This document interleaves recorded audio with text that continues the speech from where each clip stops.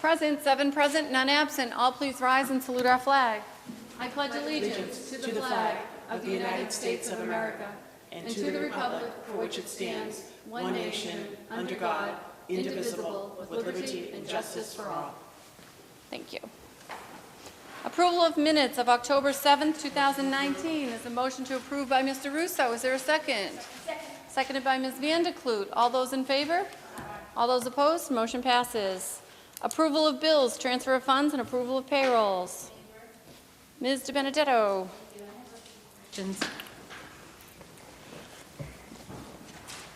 Okay, so on,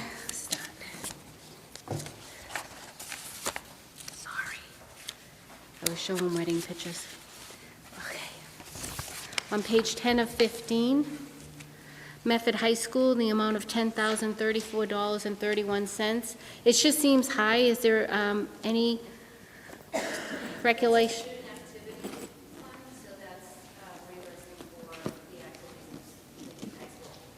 Okay.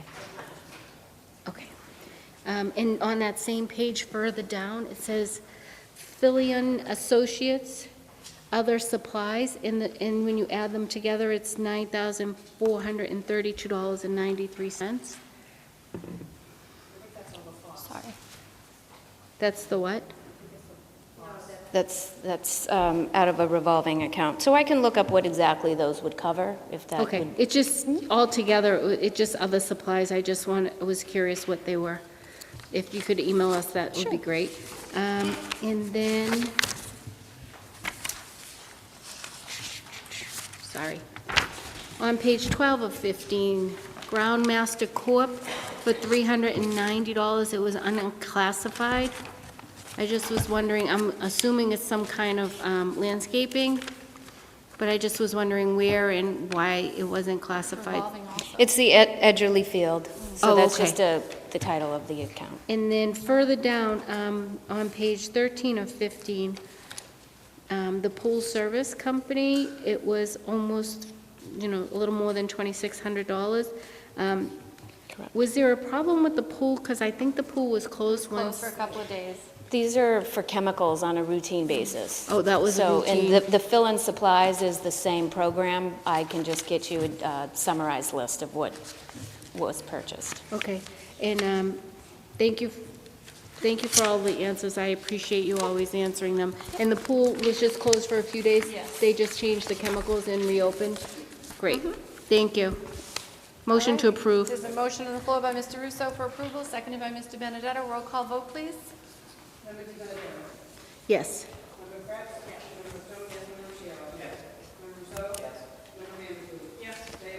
Yes, 7 in the affirmative, 0 in the negative, motion passes.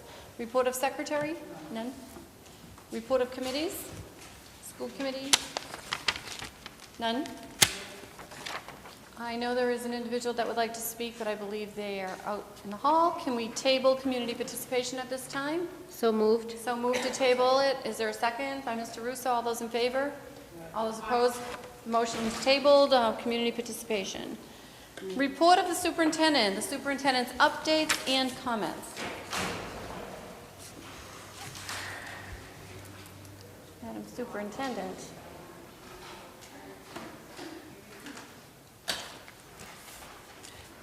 Good evening, everyone. This past weekend featured perfect fall weather, and many events were held outside that our students and families could enjoy, including the Harvest Your Energy Festival, the McGlynn Middle School's PTO Yard Sale, and the Brooks PTO Annual Fall Fest. However, the weather last Thursday was not so great, with the high winds and heavy rains. I'd like to thank many people who worked on behalf of keeping our schools smooth functioning. I'd like to recognize John McLaughlin and the Building and Grounds Department, the Medford Police and Fire Departments, the city's Department of Public Works, and Eastern Bus Company, who working together made it possible for the schools to safely remain in session that day. Despite the weather on Thursday, Medford High School and the Medford Vocational Technical High School held the 8th grade open house.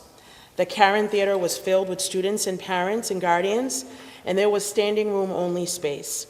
High school student ambassadors led tours all over the campus, including the science labs, the fine arts department, the library media center, the vocational technical programs, and the athletic wing, where all the sports teams were present. I'm glad that so many of our rising 8th graders and their families were able to attend this important informational session. I'm also pleased to announce that 2 of our Medford High School students, Lang and Quing Cheng, twin sisters, each received $500 from the Pace family and the FAA USA, the Federizzini Associazione Abruzzi, to celebrate Italian Heritage Month. To be considered for the scholarship, the students had to write an essay describing their experiences with Italian culture and language. The students plan to continue to study the Italian language in college and hope to travel to Italy someday. Congratulations to the both of them. I'm also pleased to announce that due to the efforts of Molly Layden, our Director of Technology, Library and Media, who applied for a Makerspace grant through the Verizon Foundation, the Medford Public Schools was selected and we will be awarded $10,000.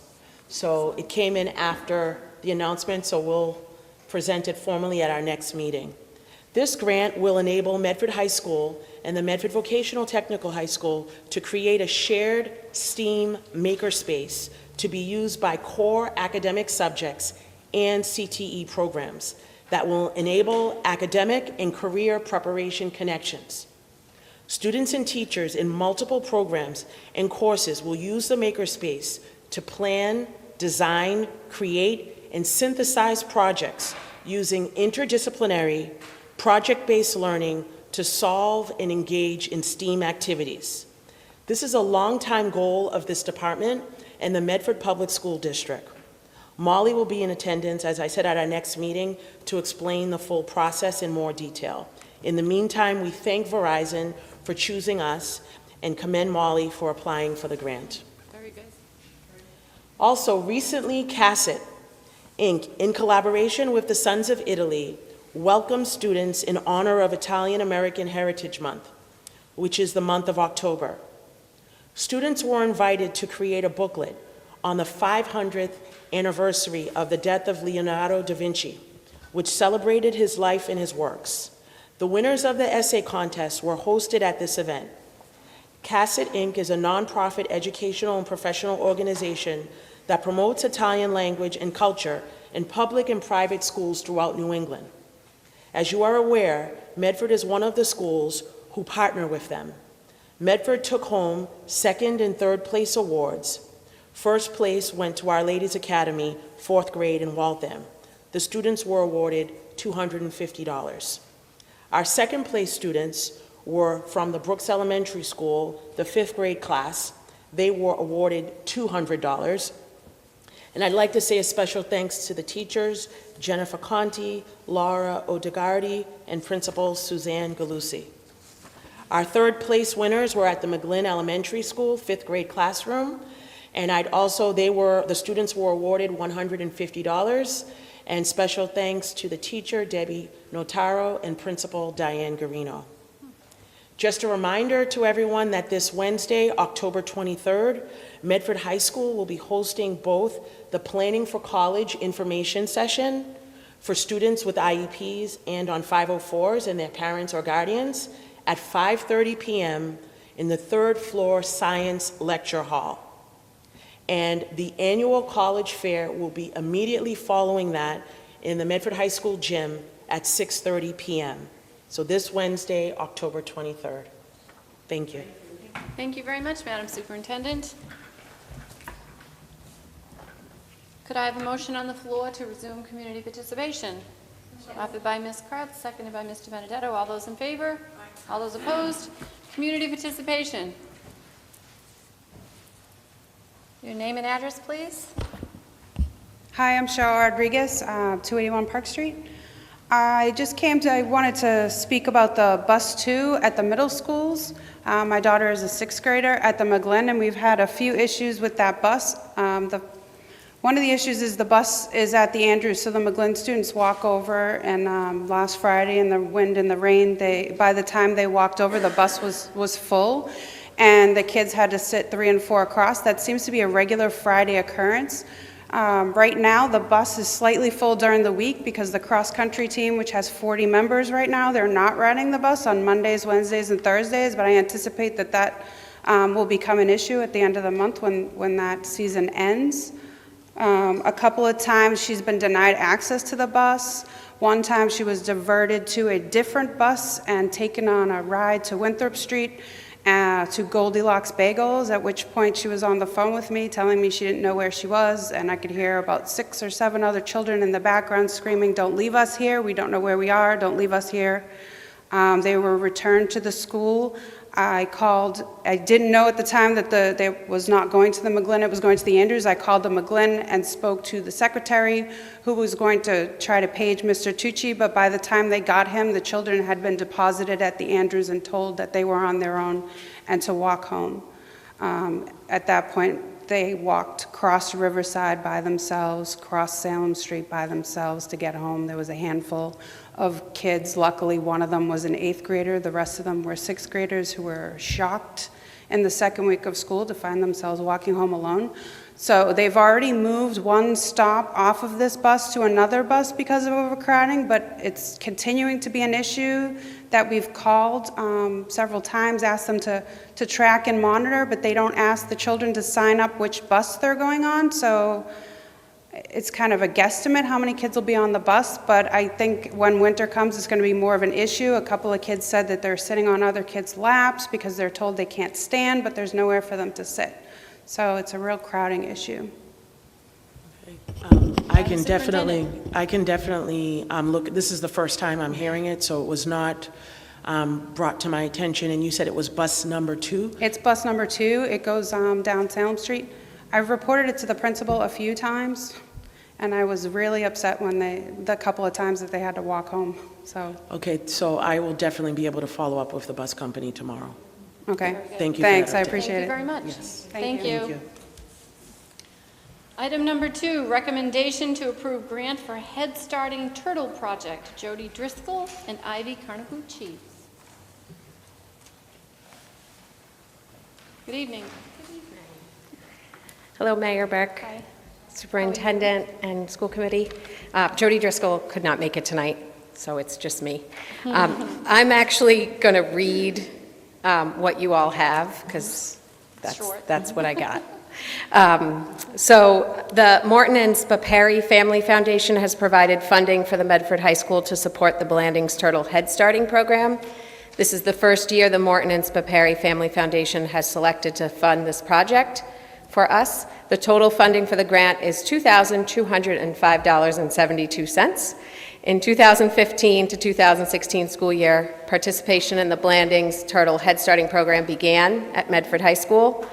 Participation provides high school students and community members an opportunity to meaningfully contribute to the maintenance of viable populations of at-risk and endangered native species in the Northeast Massachusetts.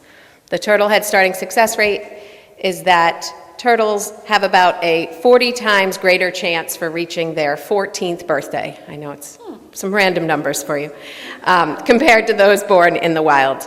I would like to recommend that the school committee accept the grant funding. Very good. So motion to approve by Ms. Mostone, seconded by Ms. Kretz. Roll call vote, please. Member DiBenedetto? Yes. Member Kretz? Yes. Member Stone? Yes. Member Ruggiero? Yes. Member Rousseau? Yes. Member Vanderpool? Yes. Mayor Burke? Yes. 7 in the affirmative, 0 in the negative. Thank you so much. Good job. Thank you. 14. Item 3, report on first annual Medford Vocational Technical High School fundraiser. Mr. Fallon and company. Good evening. Good evening. Thanks for having me. So really what you have in front of you is a proposal for Time to Celebrate. Going into year 3 of the bistro being open now, and we decided we want to do some kind of fundraiser to add to our programs. So what I've done in the past at my previous schools, and it proved to be very successful, was to have a fundraising dinner. And basically what happens is the Culinary Arts Department will provide the meal. We'll get a 1-day liquor license.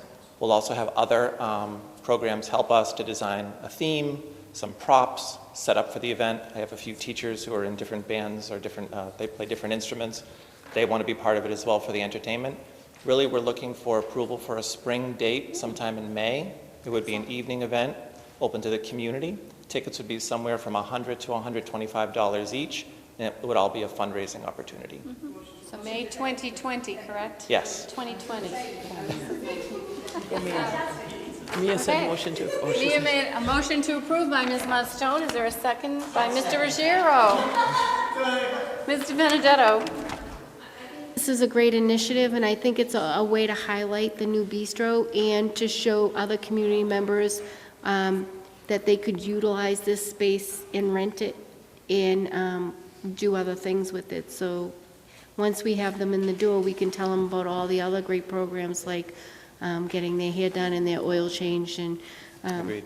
a dent pulled from their car. So like even if we have people, there that night to just highlight some of those other things, it would be a great idea. I mean, now it's fully lit up at night. We have ample parking, so we feel like the time is right now.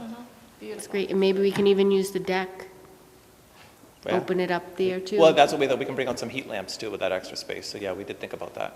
That would be We'll great. do it later in May. Great Give it a idea, chance. great thinking outside the box. Very nice. On the motion for approval of the fundraising effort, all those in favor? Aye. All those opposed, motion carries. Thank you, Mr. Thank you. Fallon. Wait, think you have another? Recommendation to approve creation of new revolving account, MVTHS fundraising. Ms. Patterson? So this is on the heels of the newly approved fundraising event. So in order to facilitate that through the fiscal component, I do need to request and have your approval to have a new fund established, a revolving fund for that purpose. Very good. Is there a motion on the floor from Mr. Benedetto, seconded by Ms. Kretz? Roll call vote, please.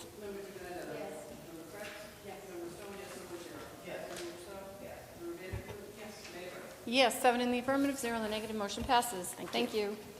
Report on new hires, retirements, and personnel. Ms. Patterson? So we did provide the most updated listing with information and transactions that have occurred through today to show the level of movement within the district. So we provided 2 listings, higher listing by program type, so you could see how many either after-school program folks that have been hired, how many paras, how many teachers. Again, this is a moving list with activity that occurs on a daily basis with regard to either resignations and/or people that are out on leave.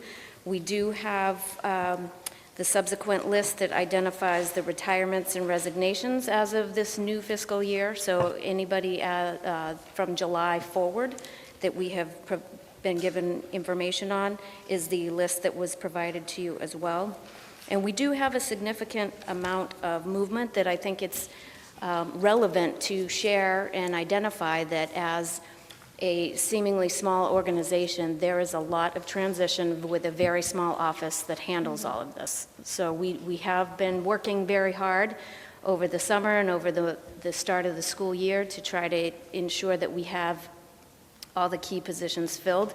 It's still an ongoing issue. We do have a number of people that are out on maternity leaves and/or other types of unpaid leaves.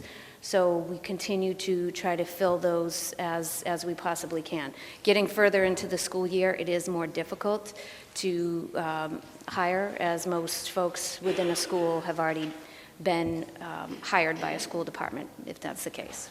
But we do continue to hire for ongoing food service, for different daily substitutes and things of that nature that are a constant rolling retention and rehiring. Very good, thank you. Mr. Ruggiero? Thank you, Mayor Burke, and thank you very much for the report. So going through the list of resignations here, I noticed that our nutritionist retired. So who's current, do we have any backup nutritionist, or is Retta the only one? No, that was just a single position that she resigned. I She see. did not retire. Yeah. So are we anticipating on hiring someone new, and if so, when are we going to post the position? We have not at this point in time. We are still doing the pilot program, and that's been the focus at the moment. So we just hired a new kitchen manager and a new utility driver. So there have been a number of positions within food service that we are trying to fill at this point. Yeah, I mean, my concern is that not having a nutritionist on staff for the entire district, I think, is not a great idea as we're piloting a new program like you're saying. So I seriously would like to suggest that we start looking to fill that position as soon as possible or find some sort of solution. Secondly, just I suppose a little greedy for me, I mean, who's going to be taking care of the blueberries in the middle of the high school? Do we know what's going on with the outdoor That would learning be lab? something that either student facilitated and/or additional volunteer for that So scope. right now we don't. Correct. have- That was not a part of her role. Right, I know, she was just taking it on. I Right. know she did like a lot of work, including like, making hummus for the kids. And I would just, this is concerning to me, especially with some other information that we have. So I just would like to be updated when we find out more about it and when we're going to be filling up the role. Very good, thank you. Ms. Van de Kloot. Hi. I noticed that quite a number of people have been brought on after the start of school. So for example, let's just use the paraprofessionals that have been brought on, say in October. There's one October 8th, one October 15th, a second one, et cetera. So at the beginning of the school, we have many new employee induction programs. When these people are hired and have a later arrival, how are we making sure that they are up to date on all of the information they need to or would have gotten had they been hired in a earlier time? So any information in terms of the start of school would be reliant upon their department heads and their building principals in terms of any additional training or mandatory items that they would have received as a new hire. The para group does not go through the rigorous process that teachers do, but they do get information and notification on that, and that would be up to the building-based principals and the department heads. Do we have some sort of checkoff list to make sure, for example, that everybody is aware of our emergency plans? So the emergency plans, again, would be building-based, so that's not a process of HR that we facilitate. Okay. I think we need to follow that through at some point, so thank you for that information. A second question is, I notice cheerfully that we have hired quite a few people in the after-school program, and I would like to ask for a update on the after-school program at a meeting in the near future.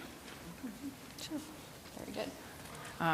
Thirdly, one last, I understand we have a teacher out, a science teacher out, and I think it's the Andrews, 8th grade, and parents were concerned about who was going to replace the teacher. And Dr. Maurice, you and I corresponded about this, saying that right now it was a certified teacher, but not certified in science. So the question is are we seeking a certified science teacher to replace that? Because I think that there is concern, especially given that the students had a teacher, the same group of students had a teacher out last year. So that's 2 years in a row that they would be having a I don't know who took the place last year, but I do know right now that we have a person in there who may be terrific, I don't know, but is not certified in science. The current teacher is a certified teacher, but not certified in science, has had a lot of exposure, has worked with science and science programming. So I was given that information. He was, his current role, he was operating as he was building-based, the ISS at the Andrews. So at this point in time, because we didn't have the complete information in terms of the length of the leave, so the normal practice would be to put a substitute in place. So that's who is there for the time being, and we'll be able to revisit that. Okay, could you provide us with an update on that? And also, again, because of the concern, I would like to ask that, you know, the new teacher be monitored carefully, just to make sure that he or she is doing whatever they're supposed to be doing. Yes. Thank you. Mr. Benedetto? Thank you. First of all, I want to say thank you for the report. There's a lot of work that your department's done to onboard and to do exit interviews for people who have retired and left. I appreciate you doing it so quickly. I had some more questions, though. I wanted to know how many open positions do we currently have throughout the district, and what those positions are? Like, if we do need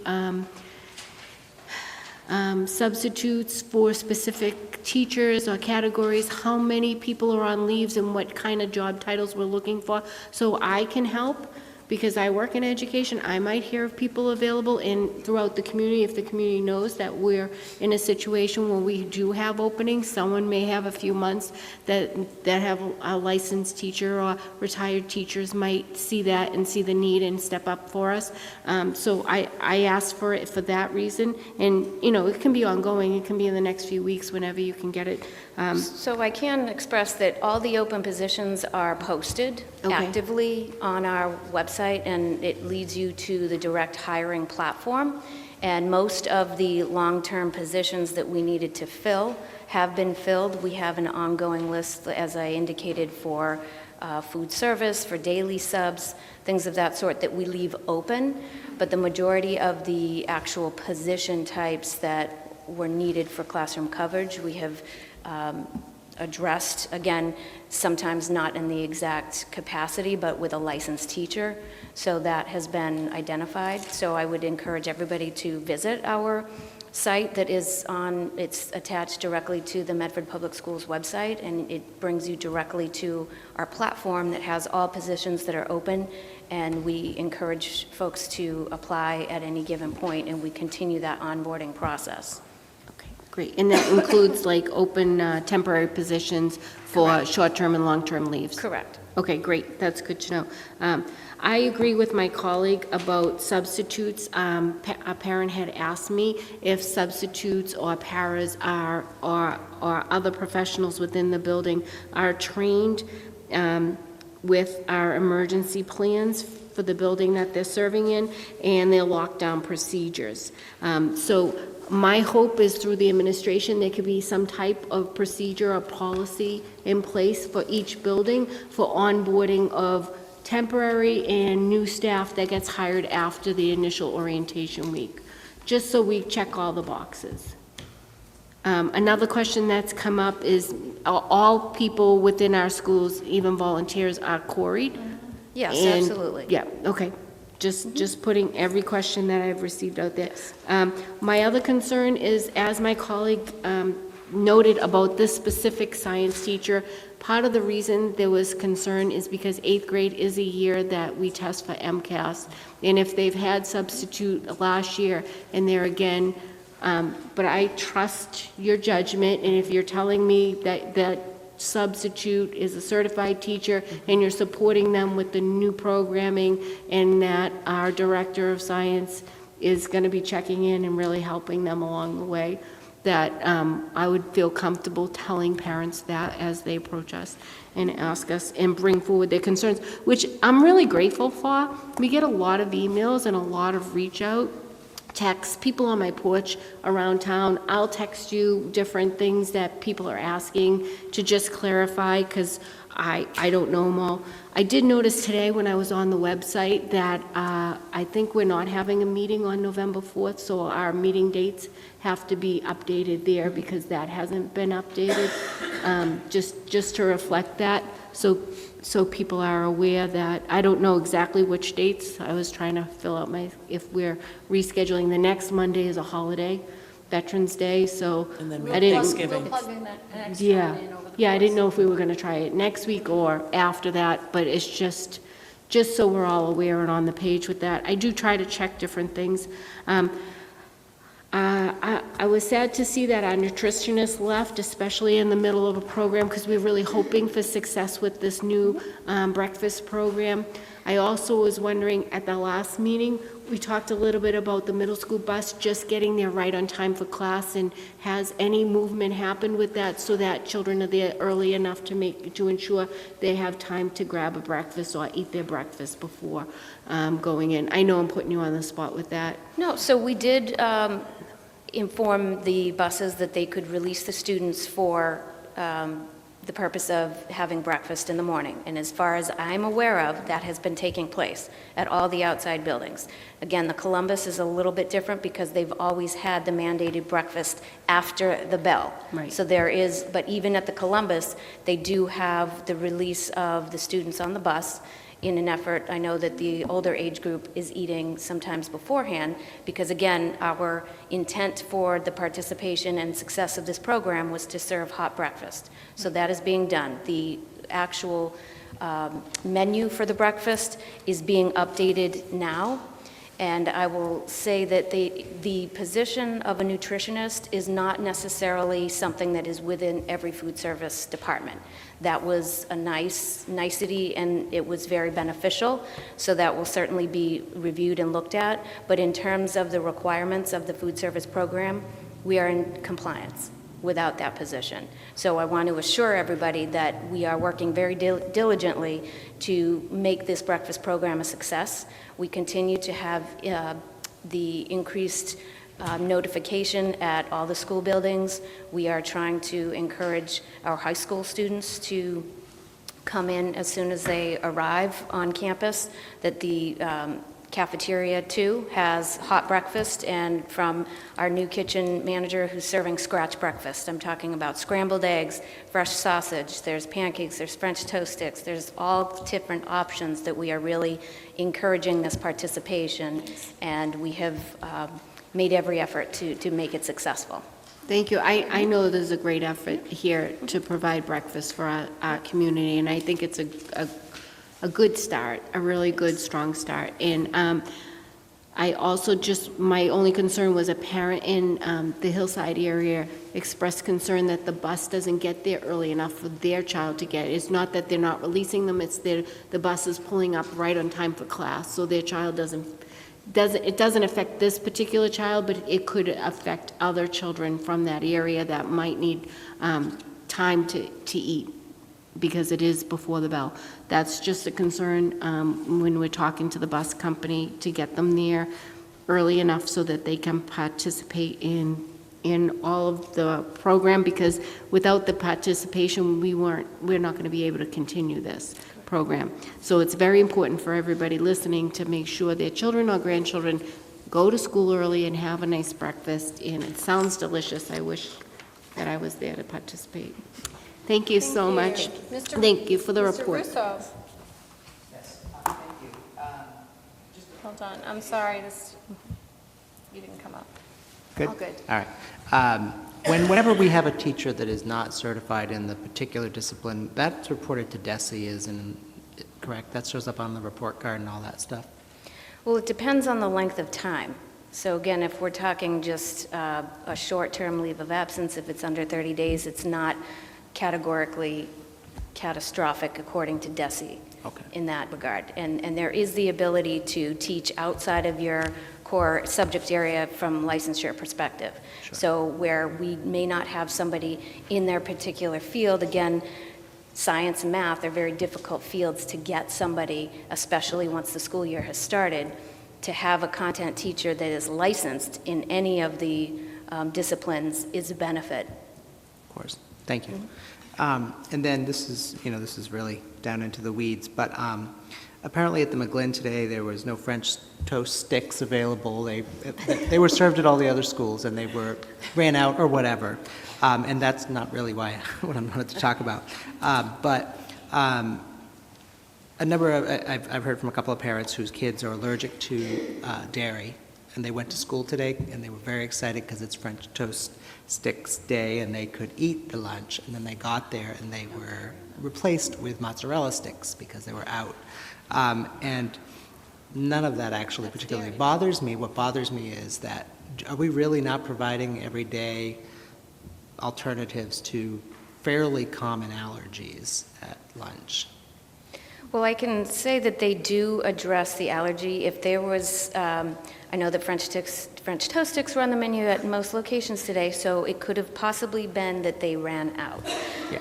Does that mean that that was the only option? They probably could have had others, and we will certainly look into that. But usually, if they run out, that was a popular menu item, and I would say that that's great participation, so. I would completely agree. I just, my question was really around like, But that's lunchtime, right? That's yeah, lunch. this is lunch. And I guess my question is like, if you are allergic to dairy, does that mean only certain days of the week you can eat lunch? Or can you eat lunch every day? No. And I don't know, because I'm not allergic to dairy, They and my they kids should aren't. have other options. The main item might not have been to their liking, Okay. so that Yeah, that I would have mean, been. I wasn't mean, with the kids, so right. obviously I don't know that, but, okay. Thank you. Very good. Is there a motion on the floor to accept this report and place it on file? So moved by Ms. Vanderklut, seconded by Mr. Ruggiero. All those in favor? All those opposed? Motion granted. Item 6, report on dyslexia screening tools update. Associate Superintendent, Ms. Caldwell.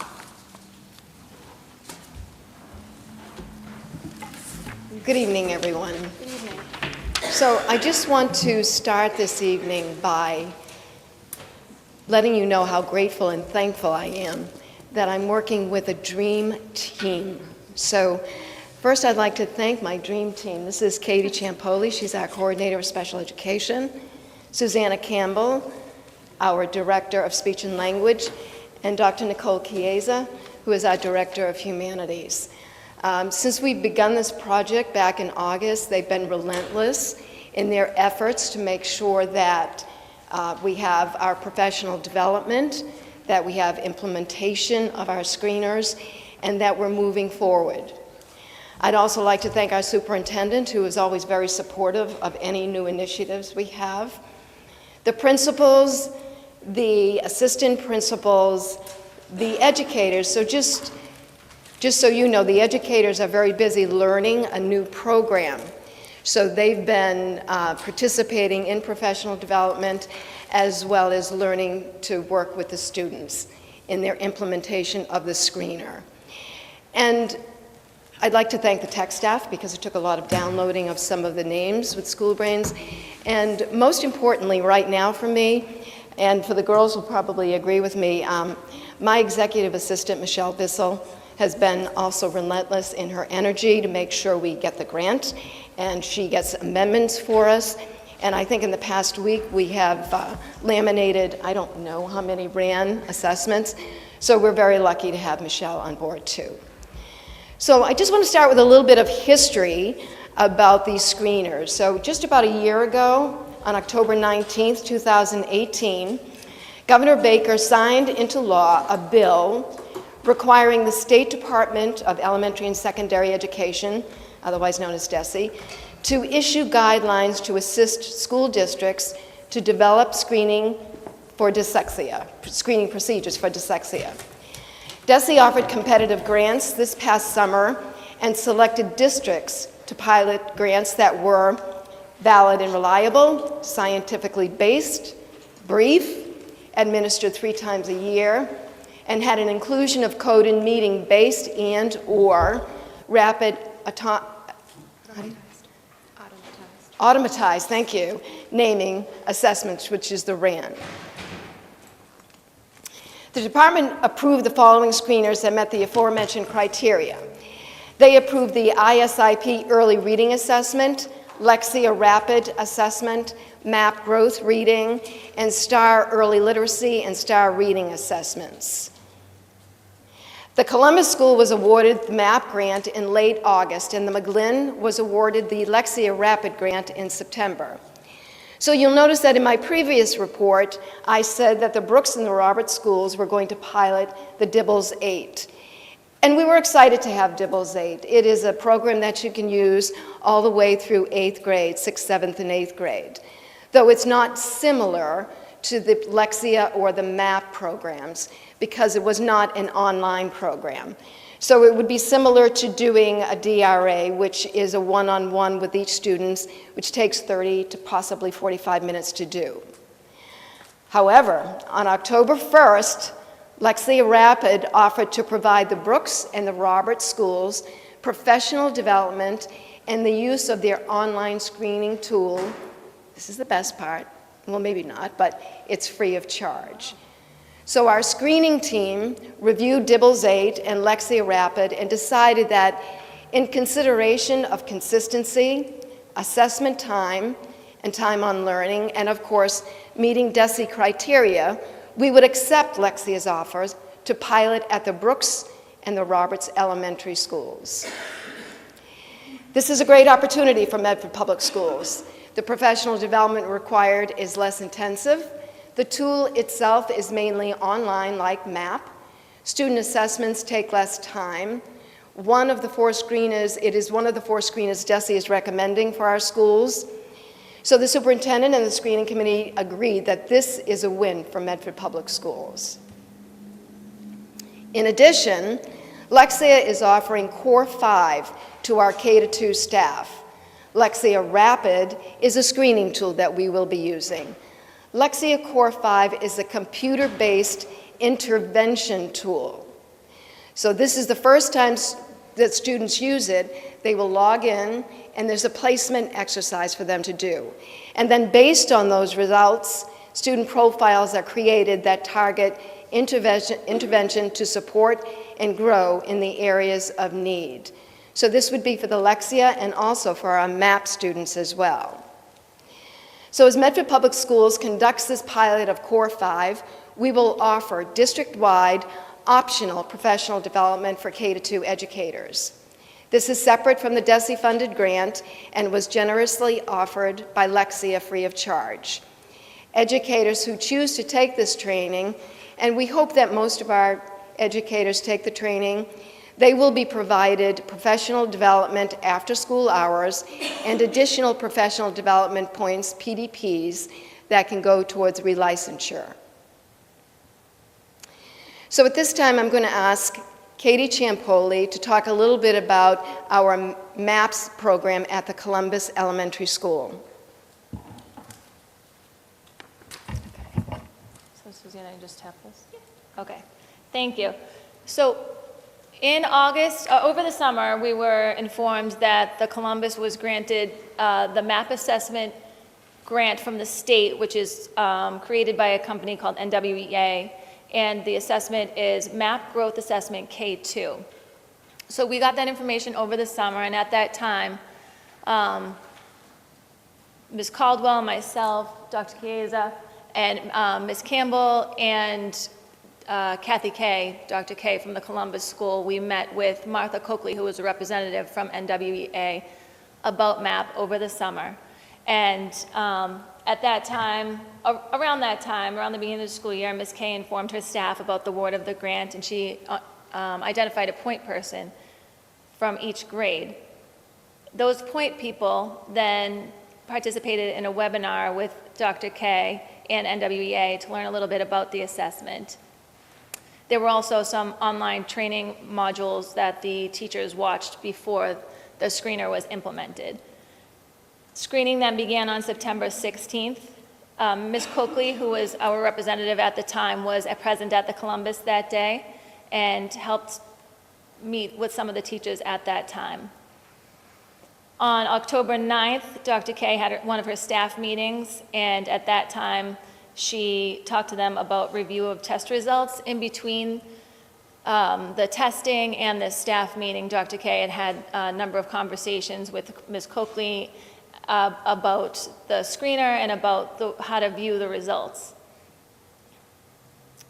Ms. Kay, Dr. Kay has also had individual meetings with different teachers or small group meetings that have not been mandatory, that have been just based on individual teacher need. And Ms. Kay has relayed any information that the teachers need that she's been able to get from NWEA.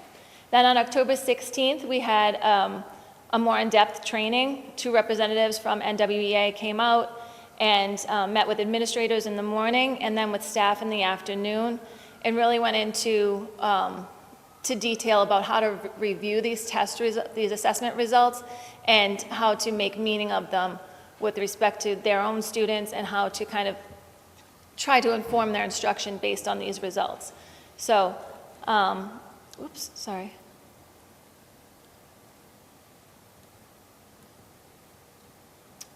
For participating in this grant, the teachers at the Columbus will get 20 PDPs that can be applied towards their relicensure.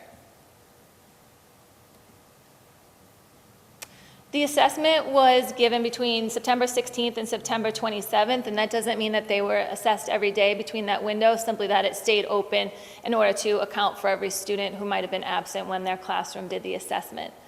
Students spent approximately 20 to 25 minutes on the assessment, then they were able to take a break, and then most students were done within a total of 45 minutes. That was including the break. So as far as what's next, after the assessment was given and the window closed, that's when MAP analyzed this data and generated reports for each of the teachers based on their individual students' performance. And as part of that report, each student is given what's called a RIT score, which MAP has created and which they have defined as ready for intervention today. So the students are given an overall RIT score for their reading. They're also given RIT scores in the areas of foundational skills, language and writing, literature and informational, and vocabulary use and functions.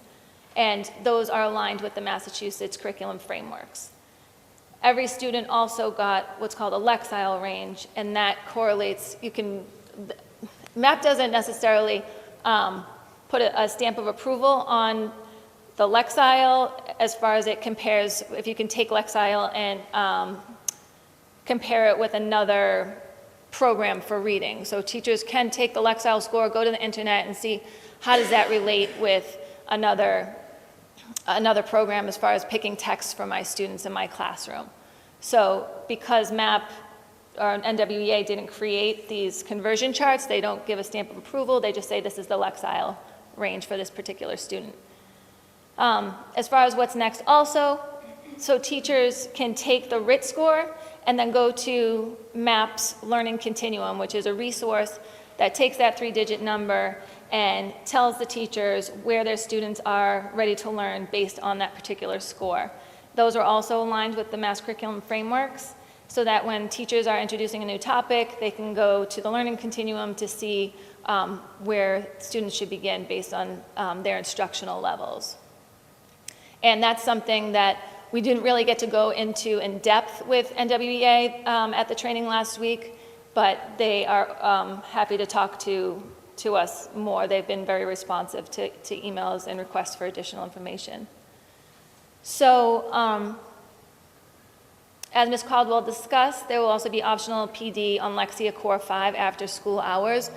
So even though Columbus is not doing Lexia Rapid, the staff from the Columbus still has the option to participate in Lexia Core 5 training, which is their intervention piece, so separate from the assessment. And it's not related to MAP, but it still can be helpful to all of the teachers. Because MAP doesn't have its own system of intervention, they were clear with us that they are an assessment company for K-2, they're not an intervention company. So their product is focused on assessment, but they do have what they call instructional connection providers, certain companies that they have identified that you can take your RIT score to and give it meaning within that program. And among the instructional connection providers that MAP has is Learning A to Z, and that's something that the Medford Public Schools does have access to. That's something, again, we really didn't get to go into depth with them about last week, but they're willing to give us more information about that. And then The results, I'm going to skip that second bullet because we already talked about it, and we'll be talking about it more afterwards. And then one other screener that the staff at the Columbus will be giving is the RAN assessment, because the MAP Growth K2 does not include a rapid automatized naming assessment, so that's a supplement that will be given to the students at the Columbus to assess in that area, which can, these results will be calculated by the teachers, and difficulty on this task could potentially indicate risk for future difficulty with reading fluency. So that's why we wanted to make sure that we did give that supplement. And then from there, if they do indicate that this could be a potential area of weakness, then the staff can give intervention focused on automaticity and fluency. I can give you a little, we put a link here to just show you a little bit about what the assessment looks like. I should mention also that there is also a follow-up webinar that we are trying to schedule within contractual teachers' hours to show the staff more about the skills checklists that go along with the MAP growth assessment. It was in a packet that we provided to you, I think, at your last meeting. So as part of MAP growth K2, that if you think about it as an umbrella, that's the name of this suite of products. They have the math growth assessment, which is what the kids at the Columbus have already done. They have skills checklists, which can hone in further on particular skills. And that's what they're going to provide a little bit more detail about in this next webinar. And then it also has a screener that they said was generally intended for incoming kindergartners. So right here, this link will just show us a little bit about what the students saw when they took the assessment. Not exactly. I might need to get out of the PowerPoint for them. Okay.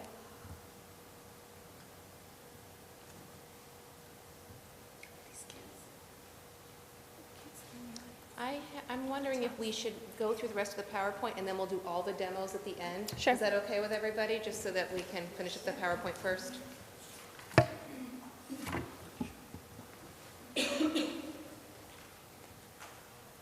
Okay.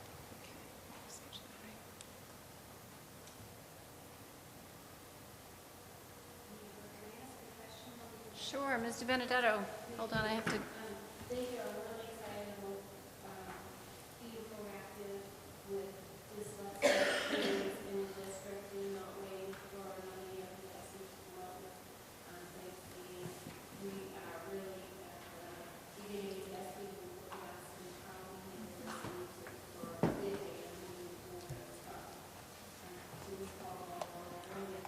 I have a question. When will the additional fluency assessment be given at the Congress to make sure you mentioned that there's an additional assessment? The RAN assessment, yeah, we haven't identified a deadline for that just yet. We didn't really want to overwhelm the staff. They were given so much information, and they're really doing such a good job of taking this all in and processing all of this information that this is giving them about their students. So we didn't want to overwhelm them by saying, oh, you need to have this done by November 1st, especially where the training just happened last week with MAP.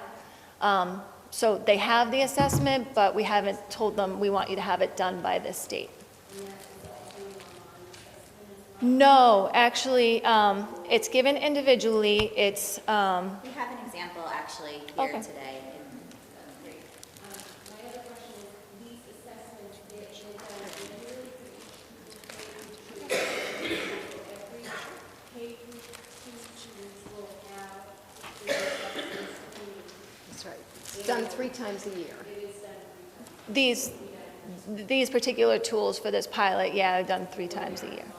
Alexia as well. Yeah. 3 times a year. Right. Yes, Yes. Yes. Yes. we should. We hope so. We hope so. That's- My other question is, once you get a score, when and how will we be providing this information to our parents? Like, general information, hey, this is what we're doing. And then anyone who needs any type of intervention, hey, we notice your child is struggling a little bit in this area, and this is what we as a district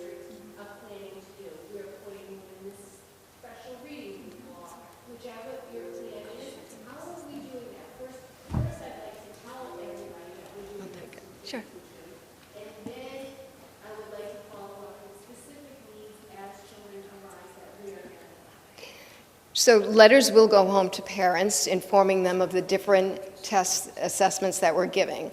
It is my understanding that the map went out already to the Columbus School parents, and that Lexi has probably already gone out to our Brooks, Roberts, and McGlynn parents. Normally, when we do DRA assessments, we don't usually inform parents, but we can look at that and just let parents know how their children are doing and what the intervention might be for each student. That would be great, especially children that you see in need. If we at least start with that like if students that perform at or above expectations, that we don't have to start with that notification at this point, but anyone who falls in the area that we feel any interventions is necessary, I think that should be followed up either with a phone call, maybe a letter, just saying, hey, we saw this need, this is for the district, this is what that looks like. You know, we just want to partner with you and involve that we are identifying.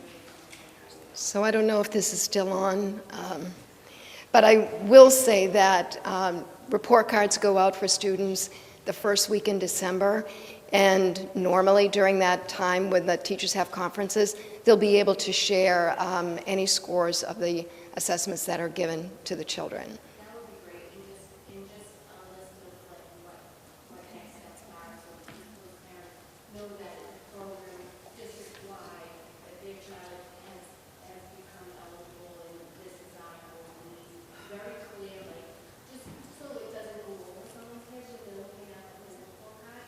I just want people to realize how proactive we're being with their child's reading, writing, and making sure that we're meeting their child's needs. And the better we communicate that, and the earlier we partnership with those parents and say, hey, this is what we're doing, this is what you can do at home. And I think we'll see tremendous growth, and we'll catch it early. That's the goal, to make sure, like my father always says, everybody being a great level member, great. And so, and this is a way we can really partner with our families. Thank you. Can I add one thing to that too? So MAP has a very extensive report that they provide families. They've condensed it now to be called Family Report, so it's a little more user-friendly for the parents, but it essentially gives all of the information of how the child performed. It looks at the growth, so when parents sit down with the teacher, they can look at, you know, he started here, he's grown this much, and it also tells you the readiness skills. So he or she is ready for blending, or he or she is ready for this. So it actually outlines that very, very clearly, not just for the teacher, but within that family report as well. And Lexia has a somewhat similar report. So the companies themselves will have a nice way of communicating it, which will be helpful to all the educators. I actually love that MAP report. It's very informational, so. Yeah. Okay, so we are having a little technical difficulty, but I can continue. Ms. Mastone? Sure. I just wanted to ask, so, you know, usually when something's too good to be true, it is. So with Lexia letting us use it for free, Yes. does that mean in June we have to budget for $500,000 for this program? So right now, to buy Lexia, it costs a little over $7 for the screener tool. Per year, However- per student? Yes, per student. However, their Core 5 tool is a little bit more than that, or a lot more than that, depending on what you think. It's $40. For which one was that? Lexia Core 5. That's the intervention tool. Okay. So yes, I think what Lexia wants to do is prove to the state that Medford is doing outstanding using our product, see the results, and then the state adopts Lexia. So therefore, Medford would have to. And then what's DIBELS per student? I don't know what DIBELS per Significantly student. less. I don't know the number. I'm just, But we have to remember too that DIBELS, there's three separate things that we're talking about Right. there though, because there's RAPID, which is the screener. Yeah. So that would be in comparison to DIBELS. okay, so there's screeners. Core 5 is an intervention, it is not a screener. So if we're Okay. comparing the screeners, we'd be looking at MAP, RAPID, and DIBELS. We would not be talking about Core 5. Okay. So are we looking at them together then, or are we looking at them separately? Core 5, we're looking at separately as an intervention tool. It was something that Lexia offered. We didn't feel that that was something we should take away from people for this Okay. year with intervention, but we are looking at it completely separately, and it's also optional for our K-2 teachers. So Okay. not every teacher will take advantage of the well, we hope they do, but they may not all take advantage. So of the does Core 5. Dibble and MAP and Rapid sell an intervention program like Lexia does? MAP does not, and Dibbles does not, that I'm aware of with Dibbles. I know MAP Okay. doesn't. I'm just wondering, are we choosing it because it's free, or are we choosing it because it's the best option for the screeners? Lexia Core 5 is a very strong intervention program. Okay. It was a wonderful opportunity that we were not expecting Lexia to offer us. We were expecting just the screener, the Lexia Okay. Rapid, to come our way. This was just an add-on that is used in many different districts and is very well received. So we thought it was a nice opportunity for the children and the educators. But then, so I guess if the trial Yep. is for the year, Yep, and hopefully we learn which kids need the intervention. yes. And then we will be looking then to use their intervention, the Core 5, then we do have to budget for $40 a student per year for this program, if this is what we use with. So I think we need to wait for DESI to weigh in on Okay. this. So the Department of Education, after the whole year of doing all of these assessments with various districts, are then going to take a look at all this information Okay, and then choose a screening tool for us. So it may be that they say Lexia is the tool, or they might choose one of the others. right. And I guess, I'm sorry I'm being cynical, and I owe that to Paul, because he says there's big money in education, and he's right, because he made me read a book about it. So I guess I'm just doubtful that, what is Lexia, is this really the best option out there, or do they market themselves so well and give it to people for a year for free that we end up thinking it's the best and we use it? So when you're talking about how we selected the screeners to use, these were screeners that DESI put on their list that they wanted piloted. So that was their decision that we already had on there, the NWEA, MAP, and Lexia Rapid. Those were Okay. both assessments that were put out by DESI. So you have to remember that what's happening at the McGlynn is a DESI grant. So Got it. we are doing this for DESI. They're looking at it as a potential that they might recommend to the state. So that isn't that we were just listening to marketing. That was something that DESI provided. And I'm not even being cynical just with the No, city I of just Medford, want I'm being to be cynical clear with how the we made the Department of Ed of decision. Massachusetts. We really don't know what the Department of Ed's going to do yet. They are tasked with the challenge of outlining the guidelines that will be needed for a dyslexia screener. When we were meeting with the MAP people the other day, they gave us examples of other states that had certain components that the state had required for the screener. We're not sure yet, and I don't think DESI's sure yet, of exactly which components they're going to outline. We have a very good Okay. understanding of it, but not a definite. And I think that's what they're doing with the screeners, because they're trying out the different ones to see which one's going to hit where they Okay. feel like the most essential And then with the components Core are. 5 for the intervention, would that bring on more staff? Or you are saying the classroom teacher would be the interventionist using the Yeah. Core 5? Yeah. Yes. And/or Title I, Okay. and/or EL, because they Okay. are also being trained. Okay. Okay, thank you.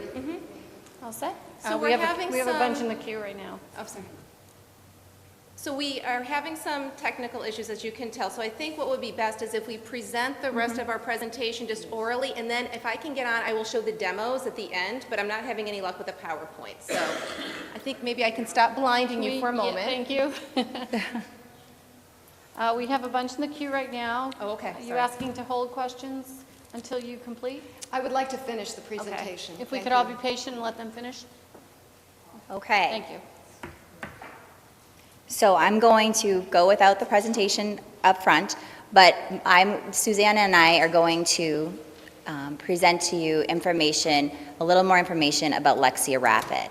So as our Associate Superintendent mentioned, Medford Public Schools was awarded the grant for Lexia Rapid, and I want us to think very separately, put Core 5 out of our brains right now, we're on Lexia Rapid, the screener. So the McGlynn was awarded that. And then we were also offered free of charge to the Brooks and the Roberts Elementary School. To prepare for this adequately, we have 2 different professional development dates so far.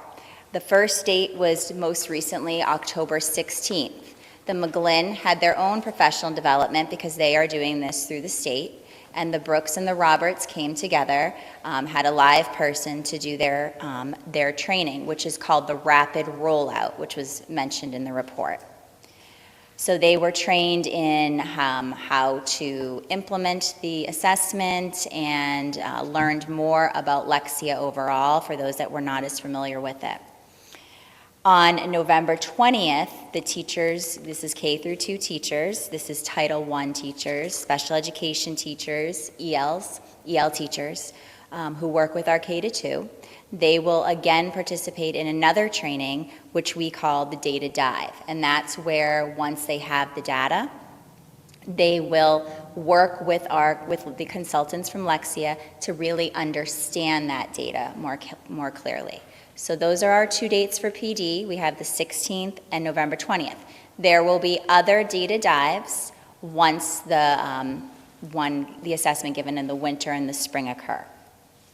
I've already mentioned to you who's involved, so we have classroom teachers K through 2 and the other people who I mentioned. In addition to the PD, there is something called Lexia Academy. That has a variety of online modules for the teacher to become a little bit more acclimated. I am one of those people who hears the information at a professional development or a conference, and I want to go back and play around with it and listen to additional modules, and that's what this allows. So the teachers have a lot of resources to refer back to as they continue to learn about Lexia. And similar to MAP, teachers who are participating will be awarded 20 PDPs that can be applied for DESE relicensure. For Lexia Rapid, the screening window opened on October 17th, and it will continue to be open until November 19th, right before the data dive. Similar to MAP, they are certainly not tested every day. It is a Lexia Rapid assessment. The goal is to assess as efficiently and as effectively as possible. It's just that this is the window that's open for the teachers as they figure out the schedule that works best for their classroom. So we have a 3-week window in which Lexia Rapid can be given, and again, this is the same for McGlynn, Brooks, and Roberts. We're trying to be as consistent as possible amongst the 3 schools.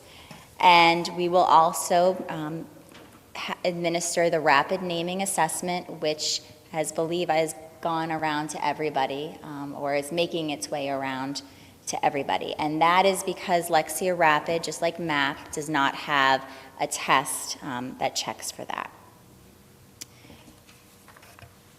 This one was mine, right? So once again, when we do the Lexia data dive, that will be on-site professional development. The teachers will analyze the student data on various levels. They'll look at it individually, they'll look at it whole class, and they'll look at it whole grade. And there'll be additional PD sessions for the other data dives. As has already been mentioned, we will then have the Lexia Core 5 offered as a what's next intervention piece for those teachers that want to participate in it. And teachers are very excited about it, I will say. When I was at the PD, they were asking me all about the Lexia Core 5 as well. So I think we will have active participation for this intervention tool. And with that, I think I'm going to give it to Susanna to finish the presentation, and I'm happy to answer any questions after. Thank you, Nicole. So as has been mentioned already, the Lexia Rapid results will result in suggestions for intervention, and these are available to the teachers immediately. So once a student has completed the screener, they are given a score, and the teacher can see what are the areas of strength, what are the areas of weakness that I need to address. Lexia Rapid has what's called connections. This is available in just the screener. So Lexia Rapid has connections, as does Core 5. but even just with the screener, they have connections. So what that means is that if you identify that a student has difficulty in a specific area, you can look at the connections, you can select the grade level, and it will give the teacher specific things they could work on within the context of the classroom, send home as ideas for parents. So there's a direct connection with intervention strategies they could use right away. It also gives information about how to group children into intervention groups. It will identify that there are 3 children in your class who are struggling with a particular skill, so that we'll identify what they might need to work on. It also looks at opportunities for enrichment. If you see students who are above grade level in certain areas, it will also give you ideas of what to do with those students. So it provides a wide variety of intervention. We already discussed how the results of the rapid naming screening will be addressed through interventions around automaticity and fluency. We can answer more questions about that afterwards if you would like.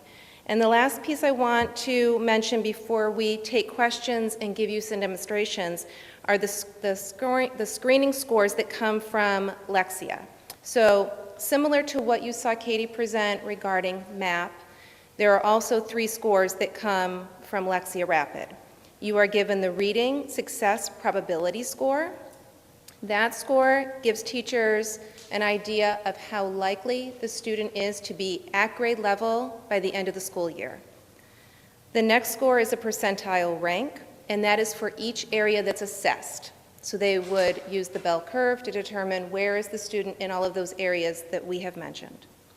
The last score is the performance score, and this measures the skill development over time for each screening task. So how is the student doing in comparison to what they had on the previous screening, to show growth over time.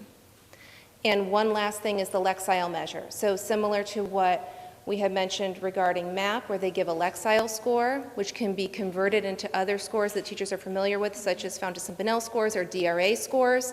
They are correlated so that you can determine what grade level that student is at for instructional text, and also for independent reading text. So if I can get the technology to work, I would like to show you some demonstrations. Do you want to do questions before or after the demos? Before? Okay. Okay. Mr. Ruggiero. Thank you, Mayor Burke, and thank you very much for all the hard work on this issue. I know this is not just important to me, but our entire community.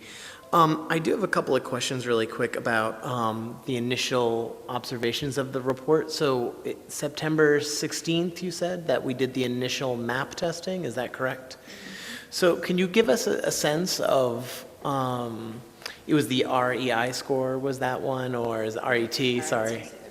The RIT score, The RIT. RIT. So on that score, is dyslexia viewed as sort of a place on the spectrum, or is dyslexia, how is dyslexia exactly tested? Because that's sort of an either-or type of prognostic measure versus sort of like a value on a bell curve. Mm-hmm. I can take it. Oh.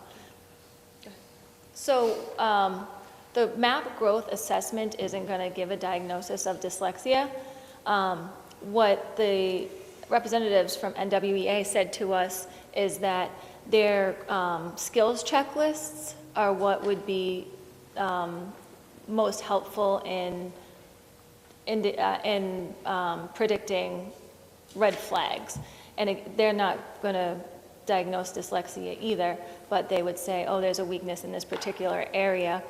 And then they went on to talk about how, for example, the state of Indiana has used 3 or 4 of their skills checklists as part of their dyslexia screener.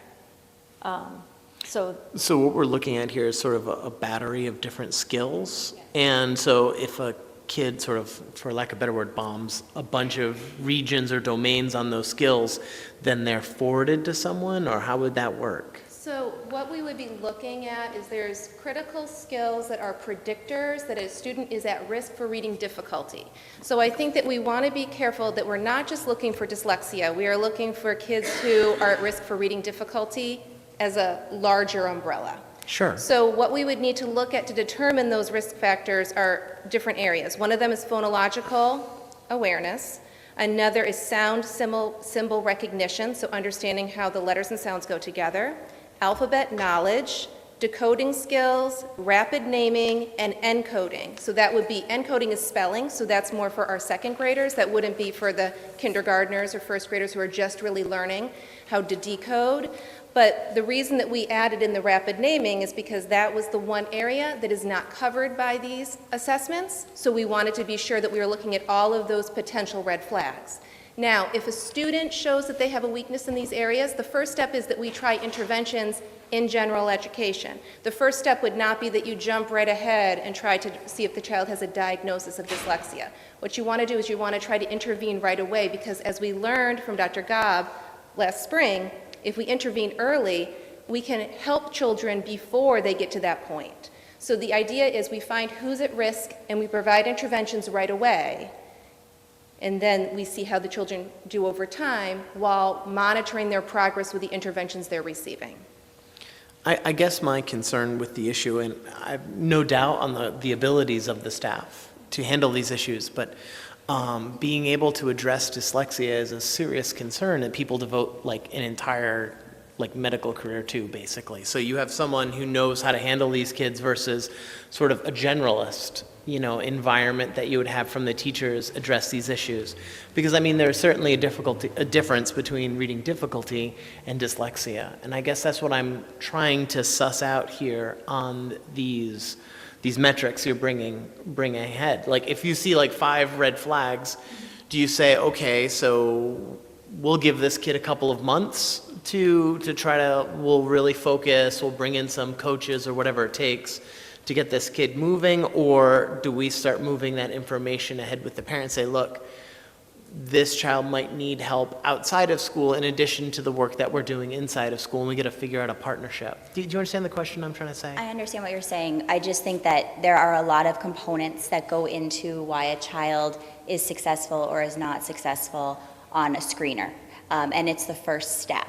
So if I'm a kindergarten student and I come in and I don't know my letter IDs, is that because I wasn't exposed to it, or is there something more deeper going on that requires additional intervention? We don't know yet. So we have to start with that tier 1 general education. We have our WIN block set up where we can intervene if there's a weakness in phonological awareness. We can intervene during that, but more at a tier 1 level. And then over time, we see, is there that growth, right? Is there effective progress being made with the intervention that's being given to you? And if there's growth, that tells us that the child is responding. It's when that is that lack of growth, where we're not making movement, we're not moving that needle for that youngster, that it can become a deeper concern. But I feel like sometimes when we say dyslexia screener, it's almost a misnomer in that it's really a literacy weakness or challenge. But certainly these screeners won't be able to say to give that diagnosis. Does that make sense a little bit? And I think it's important that we recognize this as a committee, that we're not screening for dyslexia, we're screening for reading ability. Right. And so needs. the question I have would be, let's say, for example, you give a student this test and they don't do very well for whatever reason. So intervention is applied. When does the next test happen? So the next test for the screener would be in the winter. So we do fall, winter, spring. But in between that time, we're also giving other quick assessments, because we certainly wouldn't want to say, oh, in September you did poorly, and come winter you're still doing poorly. That's so many months of not knowing that our intervention worked. So we do a lot with progress monitoring. We do a lot with other pieces that we have to see if the child's making effective progress beyond that. But certainly we will give that same screener again. But at that moment, if I'm giving it in the fall and then giving it in the winter, if I'm doing the progress monitoring and other pieces within the general ed curriculum, I should know really is how this child's going to do. It's not like we give it, then we don't go back to it and assess. Does that help? I certainly do not doubt the ability and the hard work of our teachers, but I think the reason why we're having this conversation now is the recognition that some kids slip through the cracks. I mean, that some children who had dyslexia weren't identified in maybe the quickest way possible, or maybe we could do a better job of identifying earlier to make sure that these kids, so what I'm trying to get a hold of is what is the educational roadmap. Great. So I understand a kid, let's say a Yeah. kid doesn't do great in fall, he doesn't do great in winter, let's say he doesn't do great in spring either. When do we begin to start huddling up and say, well, maybe this child is dyslexic, and So- that's fine. I mean, Yeah. it's not, there's just a different way of thinking. It's so we need to address something outside of school or some other technique. Right. So certainly, it's going to be based on the individual, right? And it's going to be personalized child to child. If I'm not making progress come fall, if a screener is given to me in September and before the next one's given, we're going to know, is this child making effective progress even before that screener is given? So it truly does depend on the child and how they're responding. And I don't know if you guys want to Well, I add more just to it. wanted to add to that, that another piece of this is having the family be a part of this conversation, as you have brought in. So part of what we would talk about with the parents during parent-teacher conference would be to find out, is there also a family history of reading challenges in the family? That would be something that would, play into what the next steps are. And again, we're looking at progress. We want to see, does the child respond to the interventions? Because that is how you determine where you go next. That's across the board. We take data, we see what we're doing, and then we make the next steps. If we feel that the child needs to be assessed through special education, absolutely that will happen. But I think that we have to look at this overall screener as a universal screener that we're using to get some idea of where our students are starting, so that then we can provide interventions and see how they respond.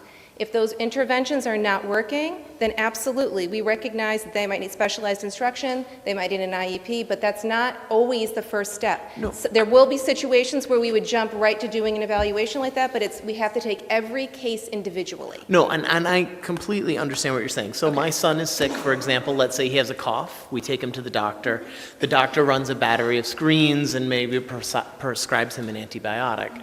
But if he's still sick in a number of other weeks, then we do other things. I have no doubt, like, what you're all trying to do.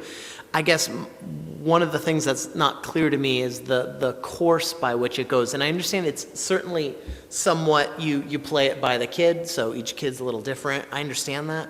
But it's important for me to understand that after, let's say, 8 or 9 months of intervention, we're not going anywhere.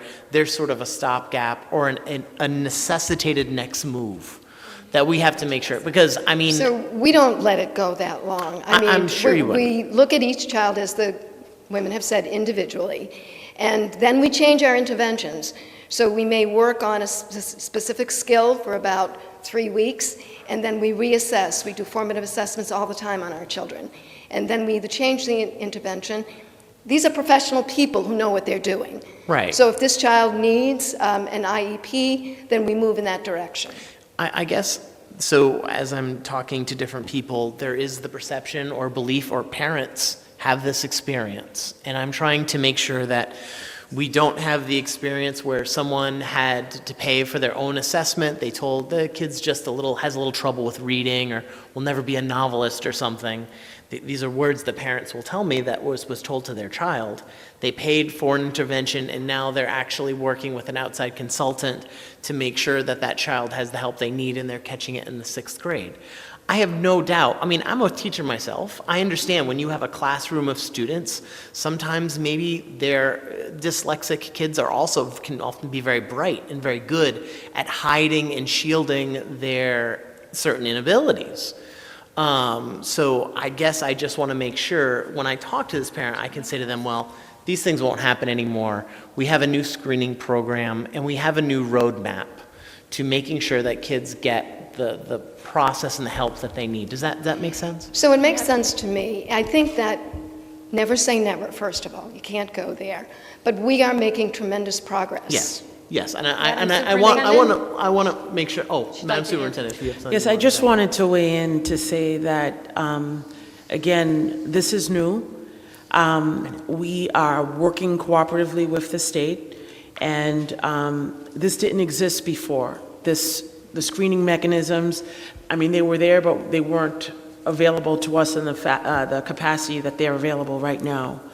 If a teacher, a highly qualified teacher, has a student that is displaying difficulty, or there's a red flag that is alerted, after monitoring that student, we would definitely not allow that student to struggle for 8 or 9 months. We would definitely take the appropriate steps. However, at the same time, we have to be very careful, because we don't want to automatically say a student has to go on an IEP, or a student mislabel students. So when we're trying to do the least restrictive, you try the least restrictive efforts possible, I would say, at the beginning. And then as you see a child needs additional support, we will definitely give the children support. The fact that we are front-loading, we're partnering, Lexia wanted to partner with us, and we are being proactive in getting the professional development done early, having these resources at our fingertips, so that when DESE makes their decision next year at the end of school year 20, in the fall of 2020, that we will be in a very strong position to be able to say whether DESE says we're going with MAPS, or we're going with Lexia, or some other screener. Medford Public Schools teachers in K-2 will have had solid training over the course of this entire year to be able to identify and work with those students. So I do want to assure the school committee and our listening audience that we are taking this very seriously. And I want to acknowledge and really applaud the work that's been happening with Associate Superintendent Caldwell, Dr. Chiesa, and Ms. Campbell and Ms. Ciampoli, the work that they've been doing, meeting for hours, really looking at the data, looking at what the best products are out there. In response to a comment that Member Mastone made earlier, asking why Lexia, are we just, were we just kind of recruited? Lexia is one of the top programs. It is very expensive. If you remember me making an analogy a few months back about what version of the plan that we would want to go with. Lexia is one of the costly brands, but it's also a good one. And so what we can do is wait and see, but we also have to wait on what the state tells us and take our final marching orders from the state. But in the meantime, we are being trained, our teachers are being trained, and we are now looking at these early literacy assessments to be able to determine whether or not we have students that are showing those tendencies. And that's what the state wants. So I do want to say we're doing what the state wants us to do, and we're in a good position because we're doing it early. And so next year, again, we will be in a much stronger position, and I just want to really restate that we're not taking it lightly, we're not sleeping at the wheel, we are very alert, very attentive to this, and it is important. It's important for our students, and we want to get it right. But this is our time to learn, this is our time to figure it out and get it right, so a year from now, we will be close to smooth sailing. Right, and I think it's important to recognize, There are I'm not... Other members that would like to ask Well, let me questions too. just ask a few more questions, Mayor Burke. I wanted to get a sense of the early assessments that have been taken. I mean, can you give us a sense of what percentage of children have been identified with needs or certain deficits in reading skills? Yeah, we really can't, we haven't been able to go take Aggregate it a huge together. dive Yeah. into the data, because we just got that PD from MAP last week about how to really interpret the scores. Okay. So, yeah, it would be really great to hear an update. Thank you so much for all the hard work. I really do appreciate it. I think it's great that we're doing the screening now. Thank you. Ms. Vandekloot. A couple of things. I think, just as a comment, I think that my initial reading of this was, I was almost a little disappointed, and people have touched on this, that we weren't doing the Dibbles 8 at one of our schools, because just from a kind of common sense place of where we're sitting is, oh, that means that we're testing different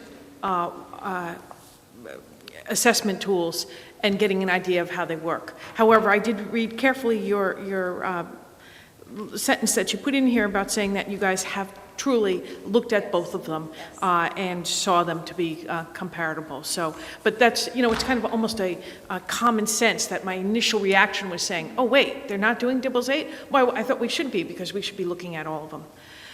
The next thing is, we were passing around the colored pieces. Okay, so I wanted to know what you do for a child who is colorblind. Do you first assess whether they're colorblind? You would assess if the student is colorblind, and if you needed to do an alternate assessment, you can use object pictures rather than color pictures. Okay, and with those, the students, the idea is how fast the students can Correct. read So those? what you're testing there is you are looking to see how quickly a student can pull information out of their long-term memory. Because if they're able to quickly access information in their long-term memory, it puts them at an advantage when it comes to fluency. And if they have difficulty with that, you know that it's harder for them to automatically pull things out of their long-term memory. So it's a risk factor that you're looking for. Okay, and a student who's coming in who has been speaking a different language at So home? I spoke with the EL staff about this. They are able to take that test in their first language. Great. It doesn't matter what you're really labeling. It's a matter of just having something that you know is solid in the student's memory, and you're looking to see if they can access that quickly. It's not about the colors or the numbers. If they don't know the colors, you wouldn't use them. They have to pass that first page first. Okay. Okay, great. And my last comment really is, and this really comes from speaking to my own daughter recently, and the whole question of dyslexic, and she is dyslexic and was not identified until older in high school. But she said to me, well, Mom, of course, we should have known, because I was always in the low reading group, and made clear, the pain of the being stigmatized in the low reading group. And here we're talking a lot about taking students and determining what they know, can do, and not. But it also opens up and raises the concern of saying that those kids then are grouped together as the poor readers, and I don't know how we're doing that today, but So, Nicole? a couple different things with that. First of all, we do have reading groups sometimes, but it's part of the literacy block. But for this particular piece, when we look at our intervention, every child is in a group, whether they're working on phonological awareness or CBCs, and they're all working with different teachers. And the Lexia Core 5, the nice thing about that is I could be on Lexia Core 5, and that's a computerized instruction, so I'm with a computer and it's playing fun games with me. I could be on Core 5 because I am a gifted reader and need some additional challenges, or I can be on Core 5 with my computer because I am struggling. It's very hard to discern why you can't see what exactly, as another student can't see what the other child's working on. So I'm very, very sensitive to that for a variety of reasons, and that actually what you bring up is very important to me, because I also know confidence. We certainly don't want to put somebody who's already struggling with additional confidence issues. So we're really, really careful with Okay. that, if Thank that you. helps to. And just one last, because you brought it up. So one of the interesting things about my daughter is she can read on a computer screen much, much easier than she can read on a page. So how do we differentiate when we're giving a computer test for those kids for her who might struggle with the written page? So I'm very glad you asked that, actually, because I was going to mention that earlier to one of the questions.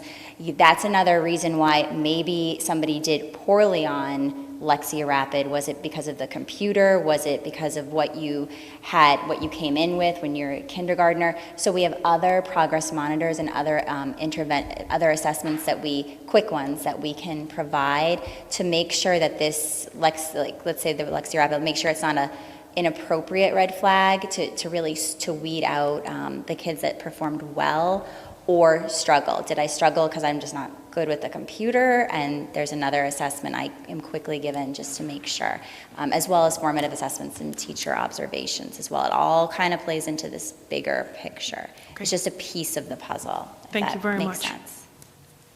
Ms. Kretz. Oh, hi. Thank you very much for your report. I just have one question, and I think Paulette maybe touched on some of it, and so I just want to know, so can the Lexia Core be used for the upper grades if somebody's struggling or develops dyslexia in middle school or high school? And will they get the intervention that they need? Just checking on that. So Lexia Core 5 does go beyond second grade, so Okay. yes. Okay, great, because I know that a parent, I received a message who mentioned that we think that the Dibbles 8 did cover the upper grades. The Lexia Core will cover those students as well. Lexia Core 5 covers the upper grades, whether or not, who it's going to be available to. I don't think we've made a final decision, but it's certainly an option for upper grades. Is that appropriate? Right now, we're sure that Lexia is offering Core 5 to grades K to 2. I cannot say make a decision whether it will be for the upper grades. It's available. It is available. It's available, we just don't know if the company's going to. Okay. All set. Thank you. Mr. Benedetto. Thank you. I'll try to be brief. First of all, when I saw this and I saw that we were only piloting 2 items, I was very happy because the less money we spend on assessment means more money that we might possibly have for interventions. So I was like, yay, save a dime now so we can spend it later on actually making progress with students. So I had a little different take than that. And I'd also, at this point, like to make a motion that the district establish a consistent document that all parents receive after each testing, just to be informed that their children, where they lied after, where they fell after each assessment. So that way, the Columbus school, the wording is the same as the McGlynn School and at the Roberts School, and every K through second teach. It's not teacher specific. This teacher does it during report cards. I just like it sent out a form, district-wide consistency. Everybody gets the same, and I request that in a motion form, and I'm looking for one of my colleagues to second that. Can we respond to that first? The reports at this point would be very different, and the scores that are produced by the 2 different screeners are very different. So at this time, that doesn't seem to be feasible. It's certainly something that after we make a decision following Desi's recommendation, we could make sure that things are systematically the same across the district. But at this point, we have 2 different screeners that give us different information. Maybe the cover letter that goes with the results could be the same language and set up in the same format, so that way understanding is I just want that communication piece to be given to every parent after each screening, so that way we're consistent, and we're consistent through, I've always been about consistency through the schools, so I just want to make sure that every parent receives it after every screening, and any progress or any red flags are identified there in a way that we use the same language for each school. May I just add, I think one of the things we do have to think about is, I think what can be done is at the Columbus, for example, every K through 2 child, the format of the report, what it's showing can be very consistent. It's an adaptive assessment, so what you may get information on your second grader on comprehension that someone may not get as much on because the assessment adapts to the child's ability. I do think it's going to be very difficult to keep them consistent because they are 2 very different tests, if that makes sense. But certainly the Columbus, the reports that the MAP report is fabulous, as I said, and it's very consistent in the information it provides. It just depends on the child. So I'm not saying every letter is going to look the same. I just that all the content is the same, and the wording and the language that we're using as a district is the same. The district has provided 3 different opportunities to assess your children in reading, that type of a form thing. These are the results that we've received so far. We will update you again, in the winter and in the spring, and after each assessment, a follow-up letter goes, so that type of generalization wording, not I the think we can do that. specific thing. So there's a motion on the floor to make sure that that happens for every school building in the elementary There's a schools from second K by through. Mr. Ruggiero. Thank you. Mr. Russo. You're Oh, next. sorry, been a while. Do any of these assessments have specific computer technology requirements? Yes. And are those technology requirements consistent with what we already have, or? Yes. Okay, so nobody's going to demand that we have, 5,000 new iPads? Nope, and we've accounted in scheduling the assessment that it's fine. Excellent, thank you. We also have headphones for all the kids, too. We ordered some additional headphones, but yes. Thank you. Thank you. Mr. Ruggiero. I just wanted to follow up on Paul's point. Is data collected about our students unbeknownst to them, or is there any personalized information that Lexia will then harvest on our students? I assume they won't. I hope they won't. It's HIPAA compliant. Yeah, this, the program is secure and HIPAA compliant. Okay. In terms of, I just wanted to get 1 second, because as we're talking about this letter that goes out to all parents, are the different areas of testing necessarily aligned between the MAPS and Lexia? I mean, I imagine like phonemes are in there somewhere and sentence comprehension is in there somewhere. So there's broad areas that could be used when you send this report to parents and saying, we're concerned about sentence comprehension, but we're on it and we're focused on these particular materials. Could that, something like that be done? Or? The report will very clearly spell out where the concerns lie or where the strengths lie. So that will be done. And there is certainly overlap between the two, but there's differences, which is, I think, why DESE chose these as two of the choices for the grant, if that. Thank you very much. There's a motion on the floor for a standardized letter be sent home advising all the parents, family members that this testing is being conducted. Seconded by Mr. Ruggiero. On the motion, all those in favor? All those opposed? Motion's granted. Thank you very much. Thank you. Is there a motion to accept this report and place it on file by Mr. Russo, seconded by Ms. Vanderklut? All those in favor? All those opposed? Motion passes. New business, vote on cleaning company contract, RFP summary and recommendation. Ms. Patterson.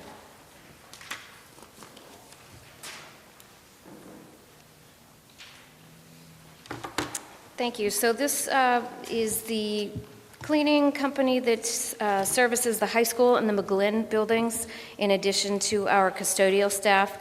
The current contract expires this year, November of 2019.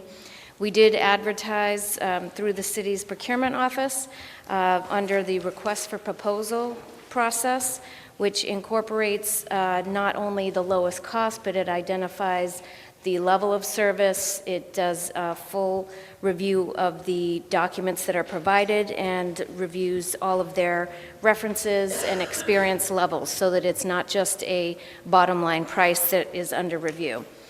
There were 4 addendums based on a site visit that the vendors had the opportunity to see both locations. And we did have the separate price and non-price proposals that were evaluated. 11 vendors submitted proposals. John McLaughlin, Building and Grounds Director, and myself evaluated the non-price proposals separately.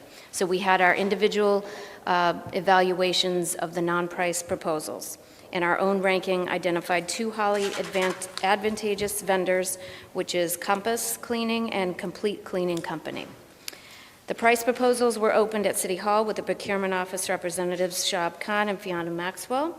And the pricing scheduled was attached, to which identified year 1, 2, and 3. So again, we are going with a base contract year that is for 3 subsequent years. They also provided a special cleaning category for large-scale cleaning if we requested that, and that's at the district's respective request on an annual basis. The lowest price proposal was provided by Empire Cleaning. However, it was noted that their overall cost was such an outlier, it was really not considered as relevant selection because their non-price proposal was poorly ranked. So John McLaughlin and myself made phone calls to the highest ranked vendors for recommendations and/or concerns. We did speak with multiple other districts and/or municipalities that use both of the providers. The feedback was also provided by our building principals who have the current contractor, which is Compass, in relation to the level of service and response times for any concerns they might have. So with all of the information, the price components and the non-price proposal evaluation, it was our recommendation that the incumbent vendor, Compass Facility Services, be awarded the 3-year base contract totaling $1,342,356 for the 3-year cleaning contract. So if I could ask just a quick question from the chair, if you'd all. Empire was not deemed highly advantageous before you opened the bids? Correct. Based upon The the information that they furnished? Correct, on the non-price proposals. And have we had any issues with Compass over the course of the last year or two having to do with wages? No, wage theft, no, we have anything not. like that? No. They have a clean record with us? Correct. Okay, thank you. Mr. Russo? Do we, I don't know how to ask this delicately. Do the employees of Compass receive wages and benefits even remotely similar to our custodial staff? So they are through a separate contractor. We do not dictate those wages. They are query checked for anybody that will be working under our contract, but we don't dictate what those wages are. So again, it's facilitated by each company, and that's why we have separate evaluations for price and non-price. So in our RFP, we have nothing in there that says they should make minimum wage. I mean, obviously they make minimum wage, but they can have no health care benefits and make minimum wage, and that's perfectly allowed in the RFP. Well, I can certainly share the RFP, so I can say that that's not the intent of the carriers or the vendors, and in fact, it's the opposite, because they are working very hard for retention and consistency with their staffing as well. So much of what the proposals incorporated was their commitment to their staff, commitment to their employees on an ongoing basis, and that was one of the criteria that was measured. It was measured? Okay, thank you. Thank you. Ms. Mostone? My question was similar to Paul's. So we just take their word from their RFP that they pay their employees a living wage, a fair living wage? They don't say we pay our employees minimum wage? No, we do not request their timesheets in that capacity. So it's a different type of a contract. It's not that it's not a construction contract where we would request that. So yes, if there was an issue, we would certainly want to be notified in that regard. There are outside unions, though, that do watch this very closely.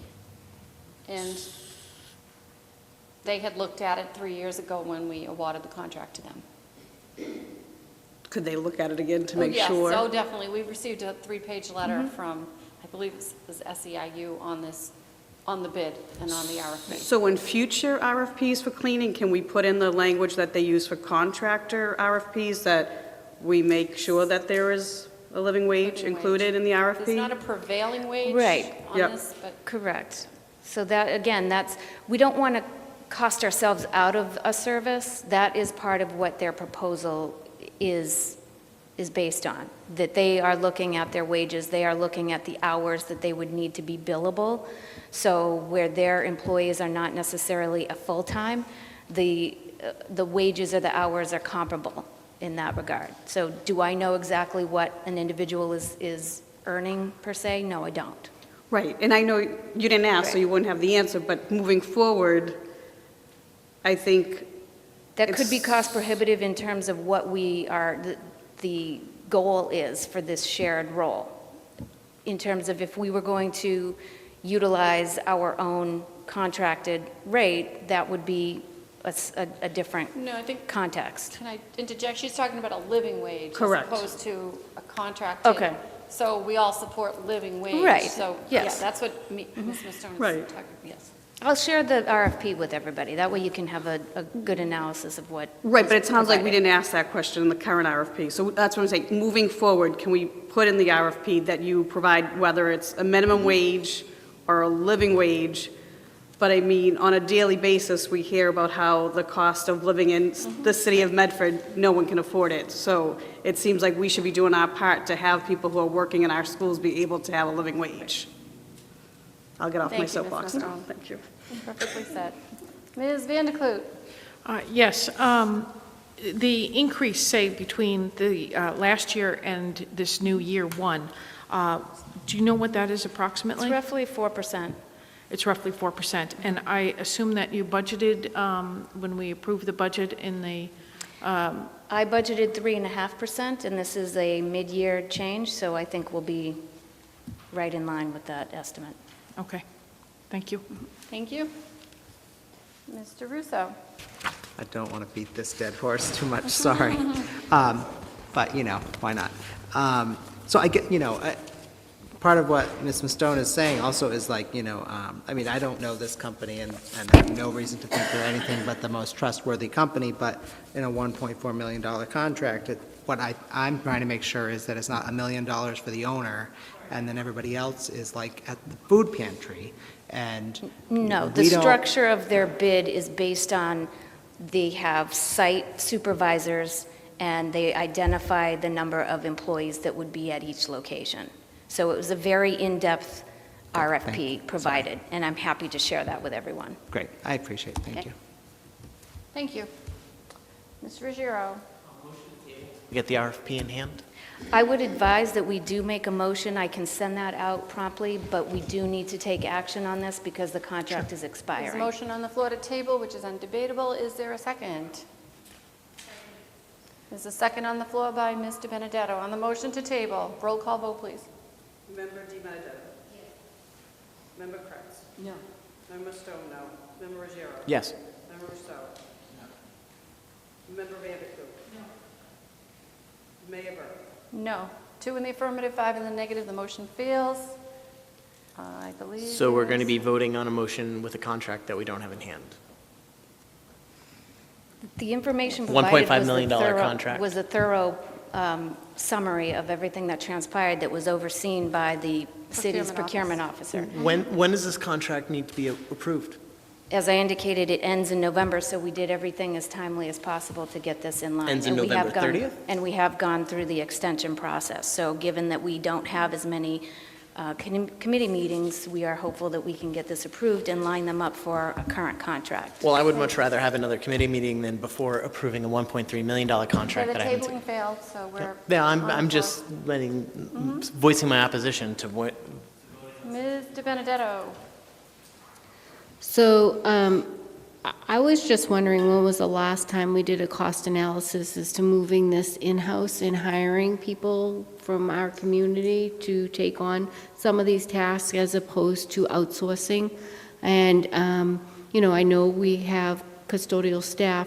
Have we done any looking at the cost savings by outsourcing this? And could we get that kind of information? I just thought, like, if we can give Medford people or surrounding towns people jobs with benefits, and we can get this work done through hiring people within our community, it's a great opportunity here. And year after year, it goes up and up, and when was the last time we stepped back and say, what do we actually need, and can we hire people either part-time or full-time and provide benefits and expand our workforce? And I just look at it as a possible win for the community by providing jobs. So I don't know, I haven't seen that data since I've been here for 8 years. So I just thought it was appropriate time to ask for that. And even if not for this contract, I'd like to see that. I make a motion for that to happen, even if we have to move forward with this contract, so that way the committee looks at this, or maybe we do a 1-year contract while we look into this. I don't know, but if we have an opportunity to give someone a job that lives in Medford, in our schools, that takes pride in our buildings and in our students, and it's cost-effective or close to it, I would love to see that happen, so. Ms. Patterson? So I can identify that we have increased our custodial staff to the extent this has been something in place that has been agreed upon with our Teamster group, the union. So we have been in partnership with that, and based on what an initial projection is, that this would be a cost savings over a 3-year period. When was that last reviewed, is my question, and can we review it again? Well, I think at this juncture, we've already been, as I indicated in the budget process last season, that this was due coming up this fall. And so we've been in that time frame and looking at that as the goal, not a cost comparison. So we're in a bit of a time crunch in terms of having some service at all.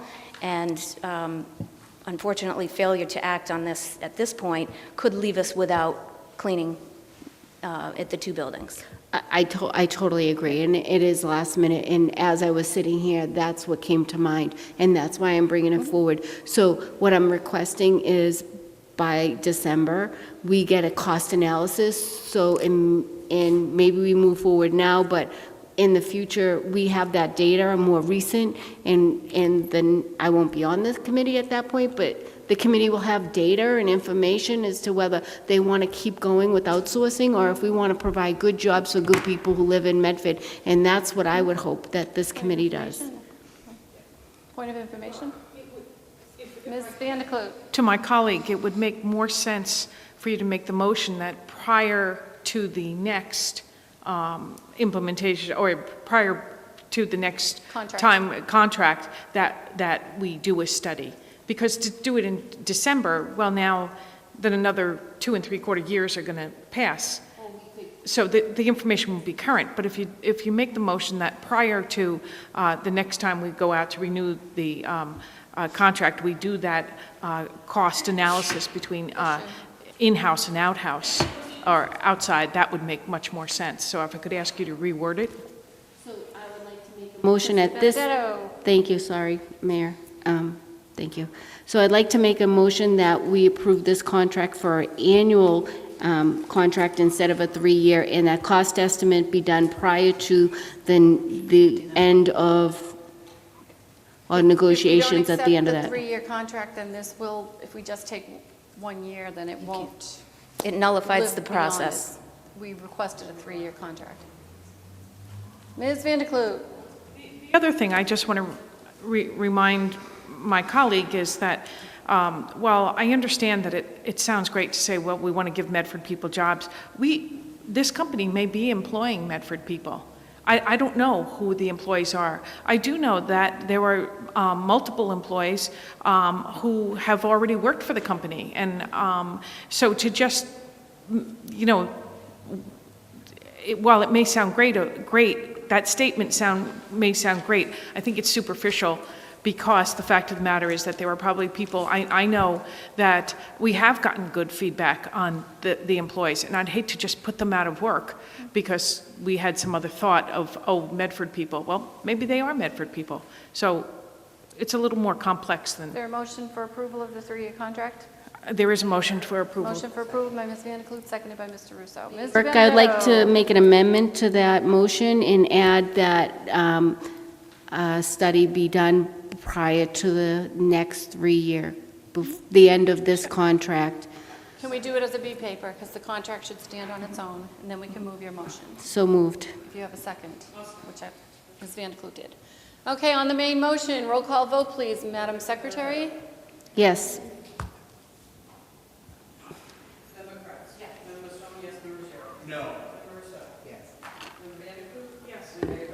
Yes, 6 in the affirmative, 1 in the negative, motion passes. And on the B paper by Ms. DiBenedetto, seconded by Ms. Vandekloot, all those in favor?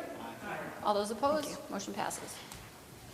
Thank you. Is there a motion to go into executive session by Mr. Russo, seconded by Ms. Vandekloot, to discuss negotiations and legal matters, in particular the Carpenters Union ratification of the collective bargaining agreement and the food service negotiation update. Wish we thought of it. Roll call vote, please, Ms. Secretary. Yes.